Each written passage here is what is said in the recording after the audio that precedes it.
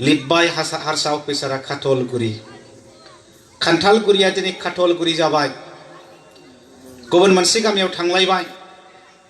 मोनसे न'खराव थ्रोब हाबबाय सोंबाय नोंथांमोननि गामिनि नामा मा नाम बुंबाय औवाबारि औवाबारिखौ हारसायाव मा बुङो असमियाव मा बुङो दानस्लायनानै खिन्थानांबाय बासबारि हारसा अफिसारा लिरबोबाय बासबारि दिनै औवाबारिया बासबारि जाबाय गुबुन मोनसे गामियाव थांबाय मोनसे न'खराव हाबबाय सोंबाय नोंथांमोननि गामिनि नामा मा नाम जोंनि गामिनि नामा गसाइ गामि गसाइ गामिखौ बर'आव मा बुङो असमियाव मा बुङो खिन्थानांबाय गसाइगाव हारसा अफिसारा लिरलांबाय गसाइगाव दिनै बेनिखायनो नोंथांमोन सानफा एफा बर'नि नामफोरा गामिफोरा थाइजौगुरिमोन आमगुरि जाबाय खान्थालगुरिमोन खाथलगुरि जाबाय औवाबारिमोन बासबारि जाबाय गसाइ गामिमोन गसाइगाव जाबाय बिरगोस्रिया बागेश्वरी जाबाय जोंखौ गादबबाय जोंखौ सोबख'बाय जोंखौ नेवसिबाय बेखौनो मोनदांनानै बेखौनो बुजिनो हानानै बर' सेंग्राफोर फरायदों धुबुरियाव बर' सेंग्राफोर फरायदों क'क्राझाराव बर' सेंग्राफोर लेखा फरायदों गुवाहाटीयाव बर' सेंग्राफोर लेखा फरायदों बहाबा दरंआव बै समाव ज' जाबाय लोगो नांबाय जे बर'आ जोबलांसै हारसा जानोसै सारि मेख्ला गानजोबसै संखरिया जाजोबसै बासबारि खाथलगुरि जालांजोबसै गुवाबारि जालांजोबसै खामानि मावनांसिगोन बा आफाद नांगौ मोनसे आरो बेखौनो सानलाय हलाय 1967 मायथाइनि 15 फेब्रुआरियाव कलेजाव फरायनाय बर' सेंग्राफ्रा एबसुखौ जोनोम होदों दुलाराय बर' फरायसा आफादखौ जोनोम होदों आरो बे दुलाराय बर' फरायसा आफादानो जोनोमनि उननिफ्रायनो जातिनि सानस्रिखौ हारि मोजां मोननायनि सानस्रिखौ बर' हारिखौ फोथांना दोनफिननायनि सानस्रिखौ सिगाङाव दोननानै खामानि मावबाय बै समनिनो सासे मावथि थुनलाइगिरि टिपकाइ बासबारिनि साहित्य एकाडेमि बान्था मोनबायमोन बिथाङा नामखौ बावबाय साहित्य एकाडेमि बान्था मोनबायमोन बिथाङा दाखालि मोनसे मिटिंआव बुंदों बयबो बर'फ्रा हारसा मिडियाम फरायजोबनांगौ कम्पालसारि बुंबाय एबसुनि मावथिफ्रा जों फराया जोंलाय मानो हारसा फरायनो ना बाल्थिङाव गोबोरखि लानानै बाल्थिङाव हाब्रु लानानै बाल्थिङाव सुनै लानानै क'क्राझार बायदियाव असमियाजों लिरनाय साइनबर्डफोरखौ फुरा हुखुमोजोबनाय जादों एबसुनि मावथिफोरा बे जातीयताबाद सानस्रिखौ नेशनेलिस्ट सानस्रिखौ सिगाङाव दोननानै जोनोमनिफ्रायनो दुलाराय बर' फरायसा आफादा खामानि मावजेनदों 1952 मायथाइनि 16 नभेम्बराव बर' थुनलाइ आफाद जोनोम जादों बर' थुनलाइ आफादा बुंदों जों सोलोंगोन बिमानि राव जों फरायगोन बर' थुनलाइ गुदि फरायसालियाव बर' बिजों थिसननांगौ एमइ स्कुलाव बर' बिजों थिसननांगौ हाई स्कुलाव बर' बिजों थिसननांगौ होआ सरकारा आन्दोलन जाबाय आरो बे आन्दोलनाव दुलाराय बर' फरायसा आफादा गोख्रों बाहागो लाबाय 1963 मायथाइयाव क'क्राझार जिल्ला आरो गोदोनि अदालगुरि साब डिभिजनाव गिबि बर' रावखौ गुदि फरायसालियाव मिडियाम अफ इन्सट्राक्शन सोलोंथाइनि बिजों महरै बाहायजेननो बाध्य जाबाय बेयावबो दुलाराय बर' फरायसा आफादा जिरायनाय गैया मेंनाय गैया बर' थुनलाइ आफादजों थाफानानै आगसि आखाइ बायदि थाफानानै खामानि मावबोबाय बेनि उनाव बर'नि गेजेराव राजखान्थियारि सांग्रां फैनांसिगौ जोङो थगायबाय हारसाफ्रा बामोनफ्रा कंग्रेसआ बेनिखायनो जोंनोबो एमएलए नांसिगौ एमपि नांसिगौ पन्चायत इलेक्शनाव जोंबो देरहानांसिगौ राजनीतिक भाबै जोंबो सांग्रां जानांसिगौ पिटिसिनि जोनोम people's plain tribal council of Assam बर'नि गिबि राजखान्थि हान्जा बिथांमोना बुंबाय जे जों बर'खौ पृथिबियाव गेरेमसा हारि दानि नाथाय असमियाफोरजों थानानै नङा आलादा जानानै उदि आसल रायजो नांगौ बेनिखायनो जोंनो आसामखौ बुखावनानै आन्दोलन जाबाय दुलाराय बर' फरायसा आफादाबो बेवहाय बर'फोरखौ राजखान्थियारि भाबै सांग्रां खालामनांगौनि थाखाय सेंग्रा हान्जा महरै मैखोम बाहागो लाबाय दिनै बर'फ्रा राजखान्थि भाबै सांग्रां जाफैबाय 1986 मायथाइ गोदोनि दरं दानि उदालगुरि रौता सारियालियाव एबसुनि कनफारेन्स आरो बे कनफारेन्सआव जथुम्मायाव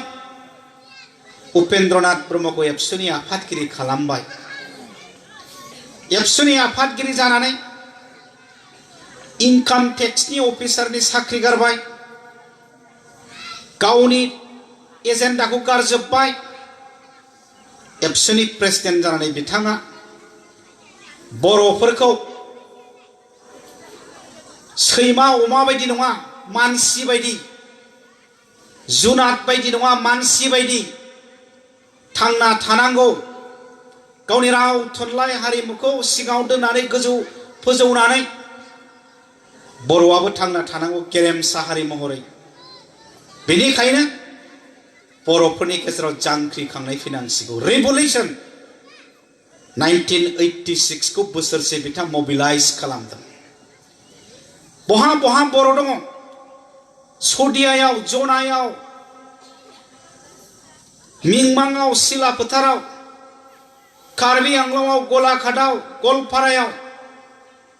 धुबुरियाव बहा बर' दं बिथा नायदों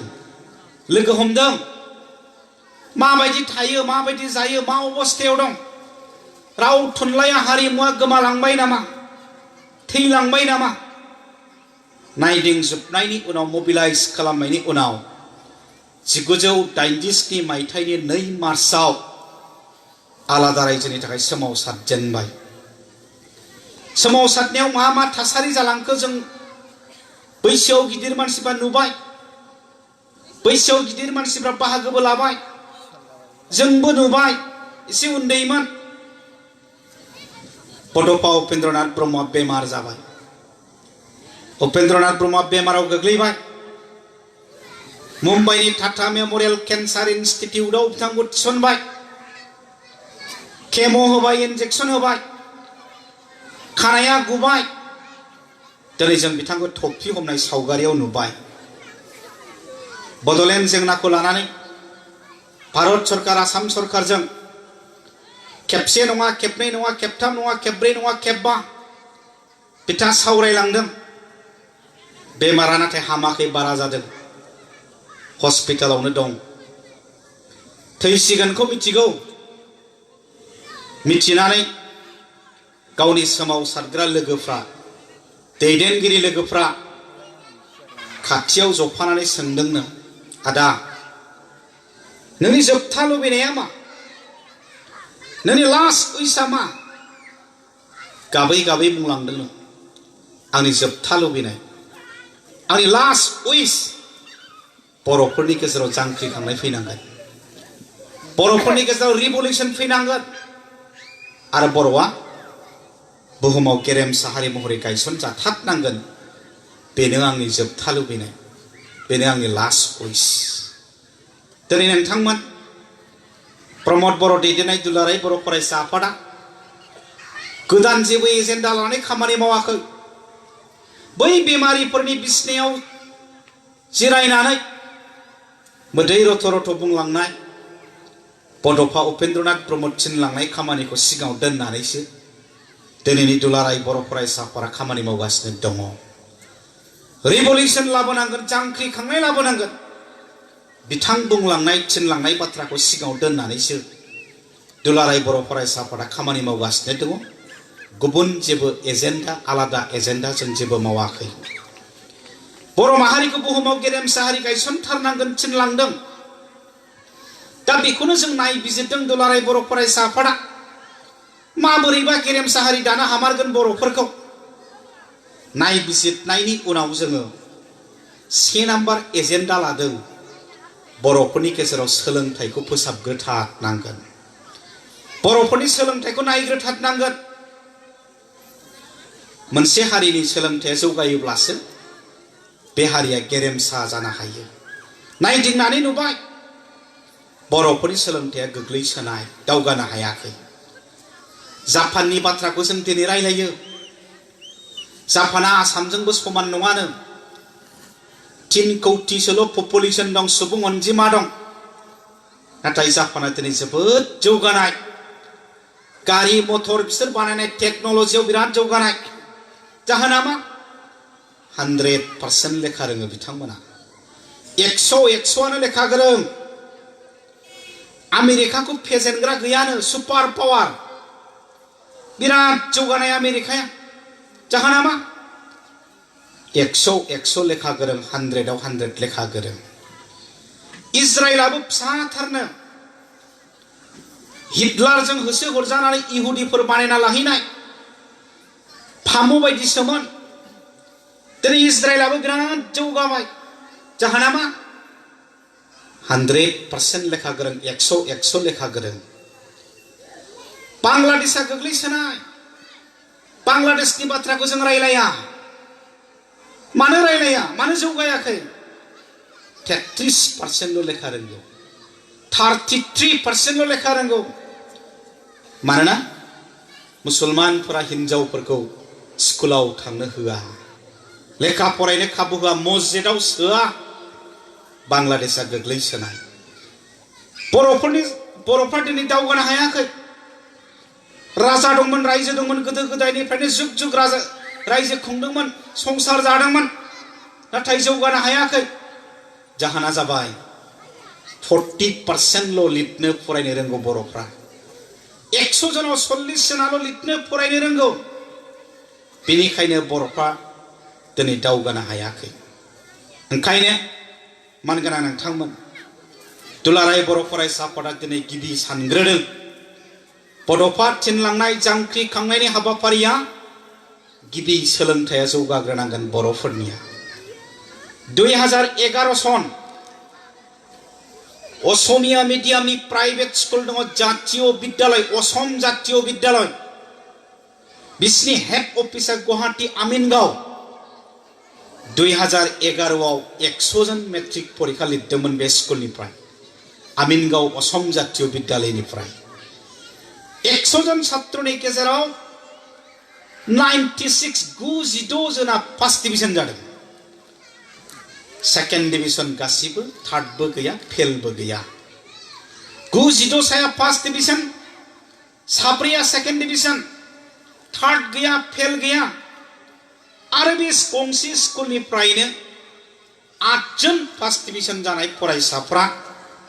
आसामनि टप 20 लिस्टआव जायगा मोनदों 8 जन गंसे स्कुलनिफ्रायनो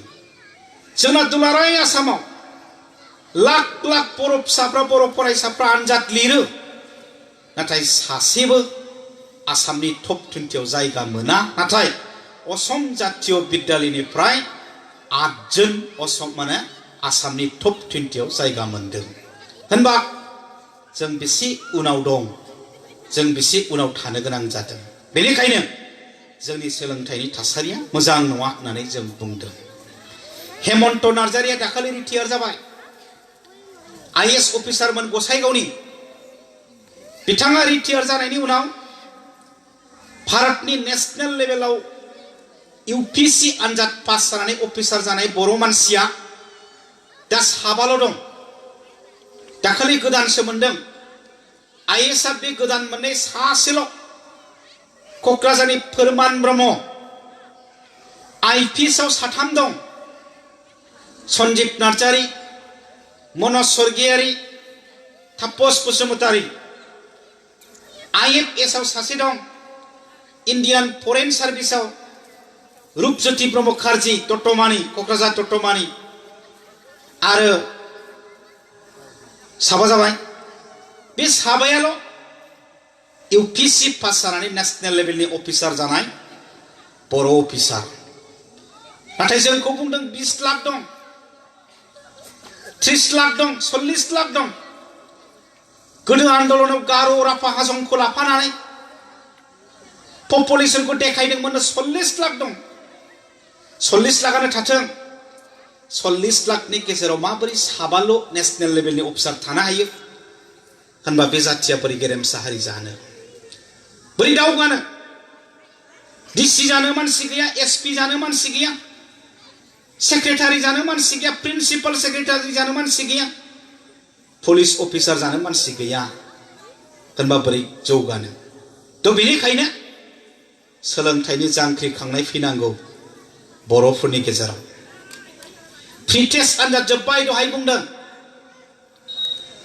बासुगाव हायार सेकेन्डारियाव एसे खम दङ स्टुडेन्टफ्रा गेवलाङाव एसे बांसिन थागोन किन्तु साहाथिंजाय आमटेका खैलामेला मालिबिटा खासिकत्रा बैफोर स्कुलफोराव गंसे स्कुलावनो क्लास 10 आव 100 जन 90 जन 80 जन 70 जन छात्र दङ मेट्रिक केन्डिडेट क्लास 10 नि प्रि टेस्ट परीक्षा लाबाय दाखालै रिजाल्ट ओंखारबाय फर्मबो फिलआप खालामबाय 40 जन पास जाबाय 40 जन फेल 40 जन पास जाबाय 50 जन फेल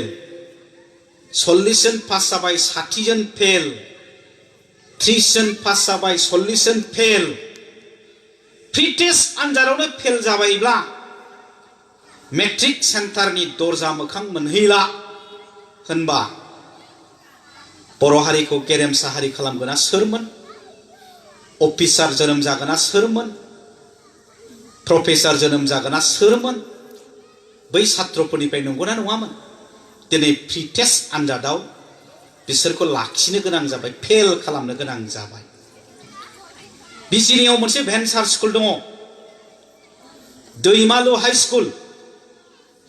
देग्लाय 2019 आव 93 जन 93 सा मेट्रिक होदोंमोन 93 सा मेट्रिक होनायनि गेजेरनिफ्राय सानैल' पास जानानै 91 जनानो फेल जादों 91 साया फेल दा बिनिखायनो जों बुंदों बर' मिडियामनि रिजाल्टखौ ओरैसो सोंनांसिगोन साबैसे पास नङा साबैसे फेल जादों होननानै सोंनांगोन साबैसे फार्स्ट डिभिजन नङा साबैसे फेल जादों होननानै सोंनांगोन साबैसे सेकेन्ड डिभिजन नङा साबैसे फेल जादों होननानै सोंनांगोन थ' बियो जाबाय जोंनि मेट्रिक रिजाल्ट थ' बेनिखायनो रायजो राजा नोंथांमोन सोलोंथायाव जोंहा साननांगौ थाबाय बिजिरनांगौ थाबाय खामानि मावनांगौ थाबाय 15 तारिख मेयाव मेट्रिक रिजाल्ट होदों देग्लाय 18 तारिख मेयावनो गुवाहाटी कटन कलेजनि काट अफ मार्कआ ओंखारदों अनलाइनाव होदों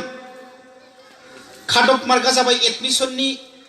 सिमा खानानै होनाय पार्सेन्ट बेयाव जों नायनानै नुबाय मा नुखो ट्राइबेल स्टुडेन्टफोरनि थाखाय एडमिशन लानोब्ला फुंनि सिटआव मर्निं सिटआव 79.88% मोननांगौ आरो इभिनिं सिटआव बेलासिनि सिटआव 77.88% मोननांगौ जाय ट्राइबेल स्टुडेन्टआ 79% मोनगोन बियो मर्निं सिटआव एडमिशन मोनगोन जाय ट्राइबेल स्टुडेन्टआ 77% मोनगोन बियो इभिनिं सिटआव एडमिशन मोनगोन बियो जाबाय कटन कलेज होनबा साबैसेया 79% मोनो साबैसेया 77% मोनो जोंना प्रि टेस्टआवनो फेल द' बेनिखायनो साननो गोनां जादों नामनि बासुगाव टाउननिनो Somla Basumatary memorial private school बोसोरनै ना बोसोरथाम आगोल बोसोरनै आगोल जानांगौ बोसोरथाम आगोल 13 जन फार्स्ट डिभिजन जादों। सोमला बसुमतारिनिनो फंबायनि फिसाजो सामथाइबारिनि पद्मिनी बसुमतारिया 80% मोनदों, मोनबा लेटार। बिनानावखौ बरायबा आंबो दंमोन सामथाइबारियाव। बिफाया खिन्थाबाय आं फिसाजोखौ कटन कलेजाव साइन्स फोरोंनो गोसोथार। फर्मबो साबमिट खालामहैबाय आं। गावहा गोसो गैयामोन, जरहाटनि एग्र' साइन्सआव फरायनो गोसोखा, नाथाय आंहा कटन कलेजाव साइन्स फोरोंथारनो। फर्म साबमिट खालामहैबाय गुवाहाटी कटन कलेजाव साइन्सआव। सेलेक्ट जायाखिसै, नटिस बर्डआव ओंखारबाय लिस्टआ, वाइटिं लिस्ट। जिदिनखालि एडमिसननि तारिख डेट, थेवबो थांदोंनो मोनगोन खोमा नंनानै, वाइटिं नालाय सिदा खालि थायोबा माब्लाबा मोनोबो। 10थानिफ्राय एडमिसन स्टार्टनो जागायदों। बिराद होंगो दोंगो हिउज एडमिसन लानो। सिरियाल नाम्बार 1 निफ्राय गाबज्रियोनो, हाइस्ट नाम्बारनिफ्राय। Serial number 1, serial number 2, serial number 3 मोनानोसै। फिसाजोखौ गाबज्रिया। सासे दंनो आगोलाव, बेखौबो गाबज्रियासै। बेखौ गाबज्रिखांबा गाबज्रिसिगौमोन। मोना दाबायदि बेलासेबाय, माइकआव फोसावबायनो एडमिसन हेक हल। एडमिसना जोब्बाय। पद्मिनीनि बिफाया फैफिनबाय कटन कलेजनिफ्राय। बेसेबां पारसेन्ट मोनामोन? 80। मोनबेसे लेटारमोन? मोनबा। थ' बेनिखायनो जों बुंदों कुवालिटिया रावजोंबो कमप्रमाइज जाया। दा जोंनि फरायसाया गुन गोनां सोलोंथाइ लानो आवगायबोनायनि सम जाबाय। ओंखायनो बर'फोरनि गेजेराव सोलोंथाइ फोसाबनायनि जांख्रिखांनाय फैनांगौ, रेभलिउसन फैनांगौ, जायखौ बड'फाया बेमारिफोरनि बिसिनायाव थानानै गाबै गाबै बुंलांदों। CBSE नि रिजाल्टखौ जों नायलायबाय। थांनाय बोसोराव 500 नाम्बार दंल' बिसिना टटेल, सेबानिया 600। अल इन्डियायाव साथाम स्टुडेन्टआ एखे नाम्बार लादों, हाइस्ट 499, 499। सासे गथ'खौ सोंबाय हाइस्ट नाम्बार मोनग्राखौ मिडियाया, नों नोंनि रिजाल्टखौ लानानै खुसि नंगौना नङा, सेटिसफाइड नंगौना नङा? गथ'आ बुंबाय आइ एम सेटिसफाइड। सासेखौ सोंबाय नोंलाय? सासेया बुंबाय सार आइ एम नट सेटिसफाइड, आं सेटिसफाइड नङा। मिडिया सेबबाय, अल इन्डियायाव नोंनि रिजाल्टआनो हाइस्ट, नों मानो सेटिसफाइड नङा? सार आंनिखौ 1 नाम्बार दानदों नङाना, 500 जानांगौमोन, 499ल'सो मोनदों। जाय साबजेक्टआव 1 नाम्बार दानदों, बे साबजेक्टनि एन्सार शीटखौ नायफिननो थाखाय आं बर्डनो RTI होबाय, होनबासो आं सेटिसफाइड जागोन। होनबा 499 लानानै 1 नाम्बार दानजानायावबो सेटिसफाइड नङि स्टुडेन्टजों दिनै जुजिनांगौ, दिनै जुजिनांगौ। आरो जुजिनो थाखाय बेसेबां जों थियारि। बेनिखायनो जोंनि फरायसाफोरखौ सांग्रां खालामनायनि, जोंनि गार्जेनफोरखौ सांग्रां खालामनायनि दिनै समा लेंहरदों, समा खावलायदों। बेनिखायनो गुन गोनां सोलोंथाइनि बाथ्राखौ जों बुंदों। साख्रि गैया होनदों, साख्रि मोना होनदों, साख्रि मोनला होनदों, थिग। खिन्थु साख्रिया जे उल्था नागिरदोंबो, साख्रिया जे उल्था नागिरदोंबो। गुगल कम्पानिनो, माइक्रसफ्ट कम्पानिनो, एयारटेल कम्पानिनो, रिलायन्स कम्पानिनो, साहारा कम्पानिनो, टाटा कम्पानिनो, आरो मा मा कम्पानि दं, सनि एरिक्सन कम्पानिनो, मा मा कम्पानि दं। बे कम्पानिफ्रा इनस्टिटिउसनफ्राव फैनानै मोजां स्टुडेन्टफोरखौ केम्पासावनो साख्रि होफैदों, केम्पासावनो फैनानै साख्रि एपइन्टमेन्ट होफैदों। आरो बे इनस्टिटिउसनफ्रा मा? IIT, NIT, NIIT आरो IIM। दा IIM आव, NIT आव, IIT आव फार्स्ट क्लास मेरिट स्टुडेन्टफोरनो केम्पास प्लेसमेन्ट होबायबा, साख्रि जासिफैबायब्ला केम्पासावनो एपइन्टमेन्ट होलांबायब्ला जोंना बेखौ लानो थियारि नंगौना नङा जों मोनगोन ना मोना मोननो थाखाय आवगायबोनांगोन एग्जाम्पल मनज स्वर्गियारिया मोनदोंमोन गुवाहाटी IIT सनि इरेक्सन कम्पानियाव मोनदोंमोन 13 बोसोर साख्रि मावनानै गारनानैसो UPC आनजाद होनानै दिनै अफिसाराव थांदों IPS जाहैदों बेबायदि केम्पास प्लेसमेन्ट कम्पानिफ्रा दिनै साख्रि होफैदों खायनो फरायसा फंबाय बिनानावमोन रायजो राजा नोंथांमोन मेरिटफोरनि थाखाय गोरों गोराफोरनि थाखाय टेलेन्ट स्टुडेन्टफोरनि थाखाय कम्पानिफ्रा दिनै नागिरनानैसो साख्रि होफैदों साख्रियासो नागिरदों उल्था होनबा बेनिखायनो क्वालिटिया रावजोंबो कमप्रमाइज जायाखै दा साफ्रोमबो डक्टर जाला साफ्रोमबो इन्जिनियार जाला साफ्रोमबो प्रफेसर जाला साफ्रोमबो पुलिस अफिसार जाला पुलिसबो जायो पुलिस इन्सपेक्टरबो जागोन CRPबो जागोन आर्मिबो जागोन मेकानिक्सबो जागोन मेकारबो जागोन नार्सबो जागोन नाथाय पुलिसावबोथ' आर्मी CRPFआवबोथ' गोरलैयै मोनला हायार सेकेन्डारि पास बिबायना आरो बाराबा मा बिबावो भलिबल गेलेनायनि फुटबल गेलेनायनि बोरला गावनायनि बक्सिं बुलायनायनि सार्टिफिकेट बिफायो दानबा जों गोरलै मिलिटारि पुलिस साख्रि मोनबावो नामा नार्स जानो थाखाय नार्सिं ट्रेनिं सेन्टाराव ट्रेनिं लाहैनो थाखाय हायार सेकेन्डारि पास बिदों दिनै PO पास बिदों दिनै नों नाथाय प्रि टेस्टआवनो फेल बोरै नार्स मोननो बोरै नार्स जानो थ' बेफोरनि थाखायनो जों बुंदों फरायनांसिगोन लेखा गोरों जानांसिगोन बेफार खालामनोबाबोथ' लेखा गोरों जानांगोन ना आबाद मावनोबाबोथ' लेखा गोरों जानांगोन ना जोंथ' गोबां अमा फार्म नायबाय जोंथ' गोबां ना फिसिग्रा मानसि लोगो हमबाय जोंथ' गोबां साहा बागान खालामग्रा मानसि लोगो हमबाय जों गोबां गय गायग्रा मानसि लोगो हमबाय मोजां आबादारि लोगो हमबाय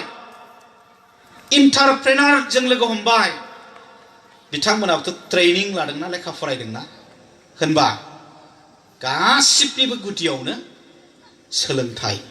बेखायनो बर'फोरनि गेजेराव सोलोंथाइ फोसाबनायनि सोलोंथाइ जौगाहोनायनि गिबि जांख्रिखांनाय फैनांगौ रेभलिउसन फैनांगौ बेनिखायनो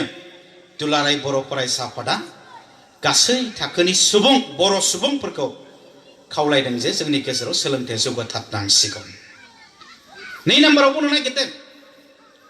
फरायनांसिगौ होनबाय लेखा गोरों नांसिगौ होनबाय जोंनि सेंग्राफोरा फरायमारदोंसै बियो जोंनि बिनानावफोरा फरायमारदोंसै बियो फरायाबा मा खालामनो बोरै फरायहोनो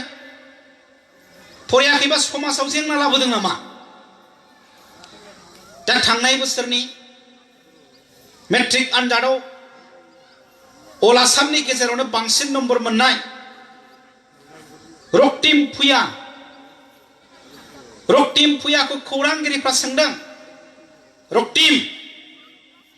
आजिखालिनि छात्रफ्रा मेट्रिक पास जाबा कलेजाव मटर साइकेल लानानै थाङो नों मटर साइकेल लानानै थांगोन ना थाङा कलेजाव होनबा रक्तिमा बुंबाय सारमोन आंनावथ' मटर साइकेलानो गैया दाबो आरो सोंबावबाय दानि छात्र छात्रीफ्राथ' कलेजाव दामि मबाइल लानानै थाङो नों माबायदि मबाइल लागोन सारमोन आंनावथ' दाबो मबाइलानो गैथ'वा माबायदि मबाइल लानाय जायो आंथ' मिथिथ'वा जेनेबा नोंना उद्देश्यआ मा जा आं गिबियावनो IIT निफ्राय इन्जिनियार जागोन बेनिफ्राय मा जानो हायो आं उननि बाथ्राखौ सानगोन बे जाबाय थांनाय बोसोरनि हाइस्ट नाम्बार लानाय मेट्रिक आनजादाव अल आसामनि गेजेराव रक्तिम फुया 593 लादों टटेल 600 नाम्बारनि गेजेराव देग्लायनिया जाबाय मेघाश्री बरा 1 नाम्बार बारा लाबावलायबाय 594 लादों 600 नाम्बारनि गेजेराव मिडियाफ्रा सोंबाय मेघाश्रीखौबो मेघाश्री नों जे 99% लाबाय मेट्रिकआव नोंखौ सोर सहाय खालामा मोदै फुगारबाय गाबनानै बुंबाय सारमोन जाय आंखौ स्कुलाव दोनलाङोमोन जाय आंखौ फोरोङोमोन जाय आंखौ जोथोन लायोमोन बे आंनि आफा आरो बे आंनि आफाया थांनाय बोसोराव आंखौ नागारनानै अबथिरा रुंसारि जालांबाय दा आंनि 99 मेट्रिक रिजाल्टखौ बिनिखायनो आंनि अनजालु आफानो आं बावबाय होननानै मेघाश्रीया बुंदों दा नाथाय नोंथांमोन रक्तिमा बुंदों आं दासिमबो बाइक लायाखै आं दासिमबो मबाइल बायथ'वाखै आरो आं IIT निफ्राय इन्जिनियार जागोन होननानै बुंदों नाथाय जोंनि बर' फरायसाफ्रा इन्जिनियार जाग्रोगोन होननायनि बाथ्राखौ बाद दोन उदालगुरिनि रौता सारियालियाव गावनि बिफानाव KTM बाइक बिदोंमोन बिफाया बुंदोंमोन आं नोंनो बाइकखौ होथ'नो हानाय नङा फैसा बुथुमग्रोनि उनाव होगोन ड्राग्स जानानै फैनानै KTM बाइक मोनैनि गावनि अनजालु बिफाखौनो बुथारबाय गावनि बिफाखौनो बुनानै बुथारबाय जोंनि बिनानावफोरा सोरबा बुंदों नामा आंनि 80% मोननाय मेट्रिक रिजाल्टखौ आंखौ जोथोन लाग्रा आइनो आं बावबाय आंनि 70% मेट्रिक रिजाल्टखौ आंखौ मदद खालामग्रा आफानो आं बावबाय आंनि 60% मेट्रिक रिजाल्टखौ आंखौ फोरोंग्रा साइन्स टिचारनो आं बावबाय जोंनि फरायसाफ्रा बुंदों नामा दिनै बुङाखै बुंनायनि सोलाय बाइक मोनैनि बिफाखौ बुनानै बुथारबाय दिनै जायफ्रा जाजादों बिमा बिफाफ्रा जायनि फिसाया बेबायदि जादों ड्राग्स एडिक्ट जादों बबेबा मिशनारियाव बबेबा हस्पिटालाव सोरनिबा डक्टरनियाव गोसोखौ सोलायहोनानै ड्राग्स जानायनिफ्राय फाहामनो थाखाय दोनहैबायनो गोनां जादों नाथाय हामाखै सोलायहोनो हायाखै मोजां खालामनो हायाखै जोबोद दुखुनांथाव जोंनि सेंग्राफोरा दिनै ड्राग्स जादों गिबियावनो मोनामसुदों बेजों गोजोननो हायाखै टेब्लेट जादों बेजोंबो गोजोनबावाखै बिजि थुनानै लादों इन्जेक्सन थुनानै लादों ड्राग्स बाहायनाय लोगो लोगोनो गाननाय जोमनाया सोलायबाय गस्लाया गोसोम लंपेन्टआ गोसोम उदैयाव बिखुंथिं नाम्बार लिरनाय गोनां सावगारि गोनां गस्ला देलायनाया सोलायबाय सिगाङाव खानायखौ गोलाव लायोमोन दाना सिनखो खावसे जाथि खावसे गोसोम थिखिनियाव गोजा बाखिया गोसोम बेबायदि स्टाइल लाबाय सना गानबाय गोदोनायाव आखायाव थाथुआ खिफबनानै लाजोबबाय बै बासुगावनि लामायाव दसेल' गसंहै फोर लारि बाइक लानानै फैगोन नों लाखि र फंबायमोन हा बहा थांनो मानो नांगौब्रा जों जेरावखि थाङा माथो फरायो कलेजफ्राव थाङा होमबा फरायनाय मिथियालै जों रावफ्रा माने मोजां राव नंला गाननाय जोमनाया मोजां नंला बिसोर जाबाय जोंनि ड्राग्स एडिक्ट सेंग्राफोर गाव सौग्रावनोसै ड्राग्स लाबाय बिजि थुनानै लाबाय निसा लाबाय आखाया टेम आथिं थोंसे बायबाय खर'आव दुखु मोननानै सोरनाबा ब्रेना नस्थ' जाबाय सोरहाबा जायगायावनो दुब थैबाय आखाइ थोंसे बायनानै इन्जिनियार जानांगौआ खि जाबावगोन आथिं थोंसे बायनानै डक्टर जानांगौआ खि जाबावगोन खर'आव दुखु मोननानै ब्रेन नस्थ' जानाया खि प्रफेसार जाबावगोन जायगायावनो दुब थैनानैलाय डाक्टार इन्जिनियार सोर जाबावनो बिसोर जाबाय जोंनि सेंग्राफोरमोन जोंनि इयुन जोलैमोन दिनै बिसोरो समाजखौ जेंना खालामबाय सानफा साफा ड्राग्स एडिक्ट सेंग्राफोर थैलांनो हमबाय एक्सटेन्ड जायै जायै दिनै आखाइ आथिं बायलांबाय बिमायाथ' अननाय नंलाना बिफायाथ' अननाय नंलाना फैसा मोनैनि बिफाखौ बुयो फैसा मोनैनि बिमाखौ बुयो न' जोसियो गाननाया थिग नङा देलायनाया थिग नङा रायलायनाया थिग नङा हालाव थाङा मैयाव थाङा लेखा फरायनाय गैया सोर फैसा हरबावनो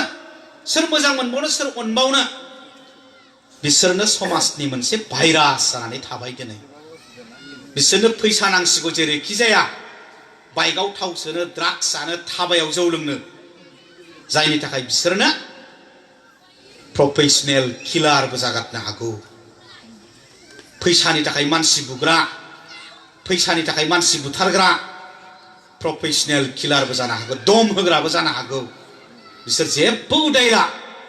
थ' बेनो जोंनि सामाजिक जेंना नुजाबाय दिनै समाजाव जेंना नुजाबाय थ' बेफोरखौ फाहामनो हायाबा फाहामनायनि फोसाबनायनि बर'आव जांख्रिखांनाय लाबोनो हायाबा रिभलिउसन लाबोनो हायाबा बयबो खामानि मावनो आवगायबोलायलायाब्ला बर'आ गेरेमसा हारि जानांगौआ जाथि जानांगौआ गोब्राब मालायफोरना नाथाय दिनै फरायनायाव दावगालांगासिनो दं गोरों गोरा जागासिनो दङ बेनिखायनो साननो गोनां जादों बिनानावफोरखौबो नायदो लेखा फराय होननानै बुंबाय हिनजावफ्रानो आर्मि अफिसार दंसै हिनजावफ्रानो पुलिस अफिसार दंसै हिनजावफ्रानो उरां सालायबाय हिनजावफ्रानो मा जादों मा जायाखै दिनैहाय मन्त्रि एमएलए जाबाय नाथाय जोंनि बिनानावमोना बेबायदि गेदेर मानसि गोरों गोरा जाहैनो नागारै आर्मि अफिसार पुलिस अफिसार जाहैनो नागारै उरां सालायग्रा जाहैनो नागारै एसएस अफिसार जाहैनो नागारै प्रफेसर जाहैनो नागारै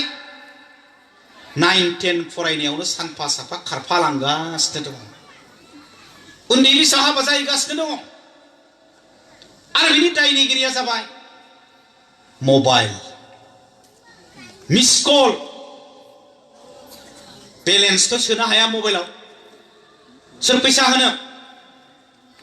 थाइसे थायो मिस कल खालामनो मिस कल खालामहरो मालाय लोगोनाव सोरबानाव मिस कल मोननाय लोगो लोगो सोरबाया लोगोआ फन हरफिनबाय बासुगाव टाउनाव रेस्टुरेन्टआव फै साहा लोंनो चाउमिन जानो काजलगाव लोक्षि मेलायाव बेरायनो फै गुरुबासायाव कालि मेलायाव बेरायनो फै खेबसे बेरायबाय खेबनै बेरायबाय खेबथाम बेरायबाय मोजां मोनलायनायाव महर सोलायबाय दाना देलायनाया सोलायबाय बिमाखौ थगायफेरामोन थगायबाय बिफाखौबो थगायफेरामोन थगायनाया जागायबाय खानाय जाथि लाजेनबाय देलायनाया सोलायहांबाय बिमाया सोंबाय बहा थांनो लोगोनाव थांनो नाथाय सोरखौबासो लोगो हमनो बिफाया सोंबाय बहा थांनो लोगोनाव थांनो नाथाय सोरखौबासो लोगो हमहैदों मोजां मोनलायनायाव महर सोलायबाय खेबसे खेबनै खेबथाम बोसोरसे बोसोरनै बोसोरथाम मोजां मोनलायनायाव थाबाय बिनि उनाव खारफालांनानै हाबा जाबाय मा क्लास फरायोमोन बैसोआ बेसेबांमोन 14 बोसोर 15 बोसोर क्लास 9-10 नि फरायसा हाबा जाहैबाय बर'फोरनि गेजेरावबो जोथोब दिलायनाय गैयाब्लाबो अननानै हरलायलायनायाथ' जाबायना जोंनावबो मटर साइकेल हरनाय मटर हरनाय कालारिं टिभि हरनाय फैसा हरफानाय सना रुपा हरफानायाथ' जाबायना दा 9आव फरायनायाव उन्दै बैसोआव खारफानानै हाबा जाबाय बिखुमजोआ लुबैदोंमोन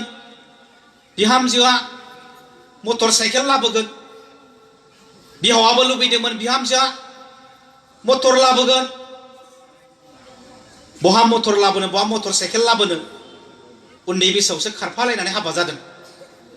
बेखौनो लानानै सानफा एफा नांलायनाया गेंग्रें गुंग्रुङा जागायजेनबाय बिखुमजोजों जागायजेनबाय उनाव बिहावजों जाबाय जोबनायाव फिसायजोंबो जाबाय गथ'आ सासे देरबाय 2 बोसोर बेसे नांलायनो बेसे गेंग्रें गुंग्रु जाबावनो सान्ति गैया गोजोन गैया गथ'खौ बिखुङाव बानानै रायजा होनजाबाबो लासिं सिंब्लाबो असे बिमा बिफानाव फैफिनबाय असे बिमा बिफानाव फैनानै मा खालामनो उदै थाइसे दं नङाना गथ' सासे देरहांबाय नङाना बासुगावआव फुलगुरियाव मुला मैगं फाननाया जागायजेनबाय थास' बिबार खानानै फाननाया जागायजेनबाय दाया सोरनि नोमाया थिनदोंमोन नामा बेखौ बिफाया थिनदोंमोन नामा बेखौ फोरोंगिरिया थिनदोंमोन नामा बेखौ गाव जानो लुबैदोंमोन नामा बेखौ दाया रावनिबो नङा दाया जाबाय उन्दै बैसोआव हाबा जानाय थ' बेनिखायनो नोंथांमोन दिनै जोंनि बिनानावफ्रा लेखा फरायनाय गारनानै बै प्रिटेस्ट आनजादाव फेल जानानै उन्दै बैसोआव हाबा जानाया बारानिफ्राय बारा जागासिनो दङ